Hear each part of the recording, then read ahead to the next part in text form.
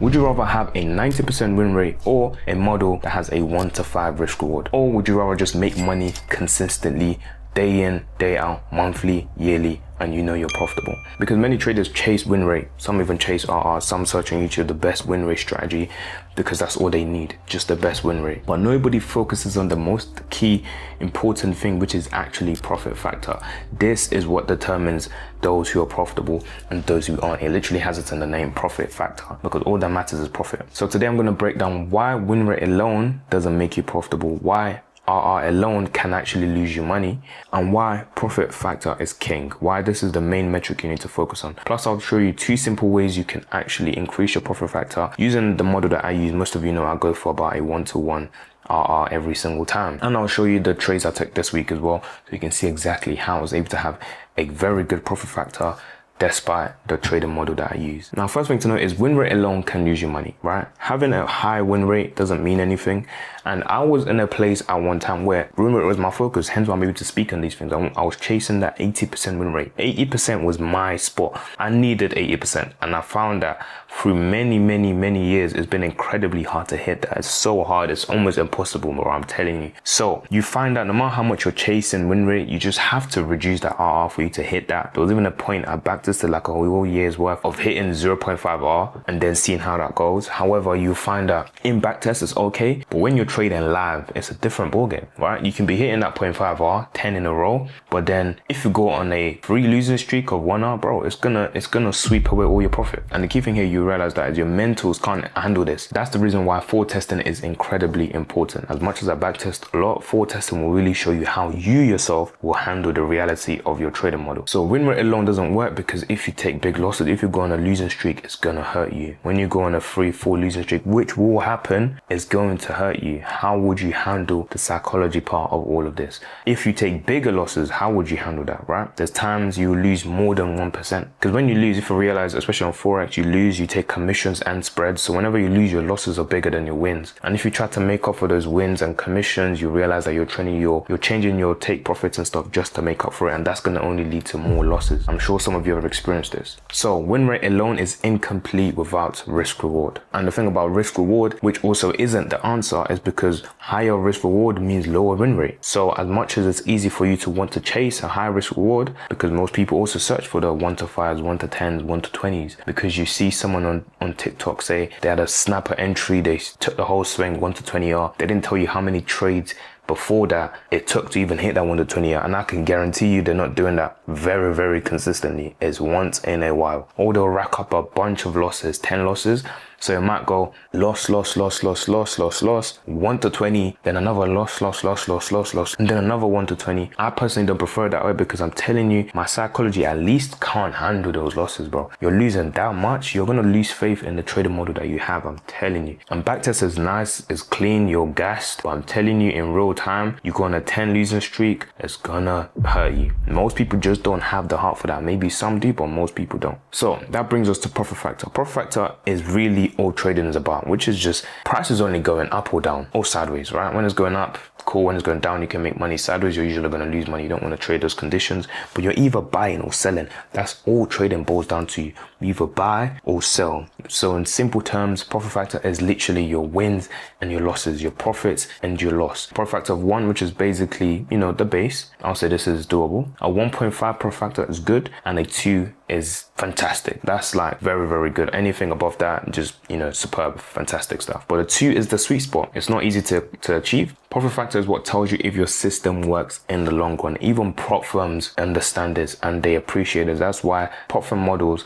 is all to do with profit factor. If you really think about it, it's about how much money can you make in the long run and how little can you lose in the long run. If you can do this long enough, you continue to get consistent payout day in and day out. And that's why I use a prop firm like FundNX, because they can guarantee that they will give you this payout consistently as long as you trade literally, as long as you trade in a way that makes perfect sense. Prop firms don't care about the flashy R's.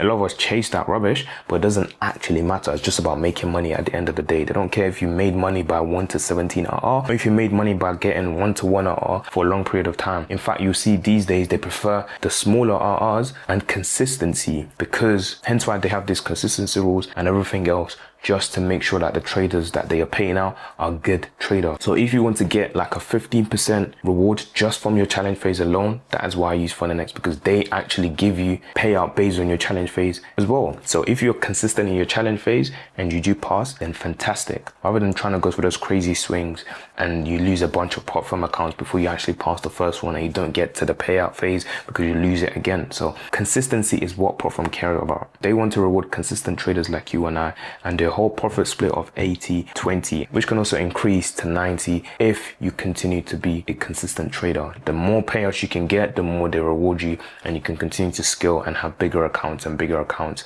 And this applies to both their Forex and their futures accounts, whatsoever challenge you want to go for. But Funnelnext has been a platform that I've been with for many years now. They've passed the test of time. I've seen many platforms go, I've seen many new ones come, but Funnelnext continue to stay consistent. So I recommend, so if you want to start your next challenge, be sure to use Funnelnext. Use the first link in the description of this video, check them out. Use the code SULLY so you can also get 120% once you pass the challenge on your refund, as well as all the other bonuses that they give you. So now the two ways on how you can actually increase your profit factor, you have increasing your profits and you have reducing your losses. It really boils down to those two. However, I trade a model which mostly goes for 1-to-1, so that means my profits are roughly always the same. So that leads me to reducing my losses. I still can increase my wins, and I'm going to show you guys exactly how I do that to increase my wins from time to time, but my base is usually still 1R. But reducing your losses is a key way that many of us do not think about. If you reduce your losses gradually, then your profit suddenly becomes more. So even though I'm going for a 1-to-1, let's just say for example every trade I take I'm making 1k. If I reduce my loss, so over a few trades, maybe one trade I lose half, which is 500, and the next trade I only lose 700. Overall, 2 trades I've lost 1.5. However, one win I'm up 1k, and then my next win I'm up 2k.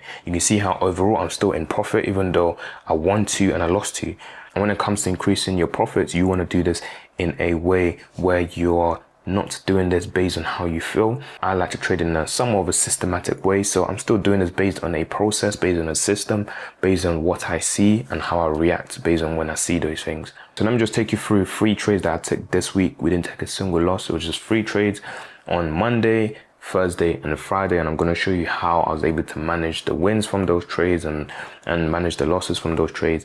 Managing my losses is one that I'm still trying to perfect. I haven't perfected that yet in a way where it takes away all the discretion, and I'm doing this based on a system. Once I do that, I will have a video out for you guys as well. So be sure to subscribe so you don't miss that video. We're going to dive deeper into how you can reduce your losses. However, in the meantime, increasing your wins is one that I now have a system for. So I'm going to just show you guys exactly how I did that this week. So on Friday the 30th, you can see this was the trade that I took from the markers of NQ. Change of character and then price retraced. We had a break of structure. Once we had that, I drew my zone. This was a LP. So once we had that break of structure right there, bam, it's game time. So we drew the zone, price continued to melt through the zone. However, at this point we held. That was game time for my entry. Why I liked this setup even more is because there was no fair value gaps below. So I was even going to take this on an aggressive entry, I'll be honest, because I really like when there's no fair value gaps at all, right? Every gap has been filled besides the gap right here. So that's why we entered this, and then bam, entry was right there. In this trade, I was able to take slightly more of a profit. I left right here. 1-to-1 would have been here. However, I'm able to leave slightly higher. Why am I able to leave slightly higher?